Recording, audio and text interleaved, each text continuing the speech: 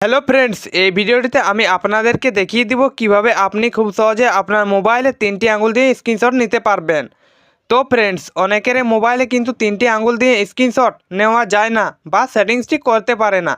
তাই আজকে আমি এই ভিডিওটির মাধ্যমে দেখাবো যে কিভাবে আপনি আপনার মোবাইলে 3টি আঙুল দিয়ে স্ক্রিনশট নিতে পারবেন।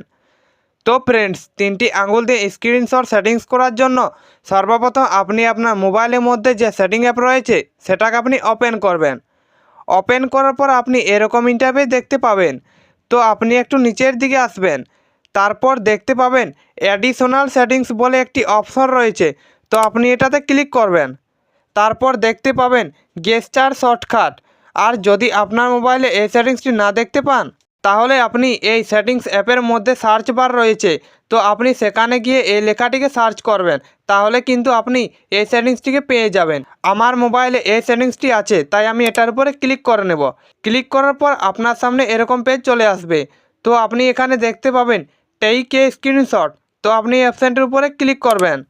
ক্লিক করার পর দেখতে পাবেন এখানে দুটি মোবাইলের ছবির মতো অপশন রয়েছে। তো আপনি যেহেতু 3টি আঙ্গুল দিয়ে স্ক্রিনশট নিতে চান, এই জন্য উপরের যে অপশনটি রয়েছে স্লাইড 3 ফিঙ্গার্স ডাউন, তো আপনি এটাকে অন করে দেবেন। অন করলে আপনি 3টি আঙ্গুল দিয়ে স্ক্রিনশট নিতে পারবেন।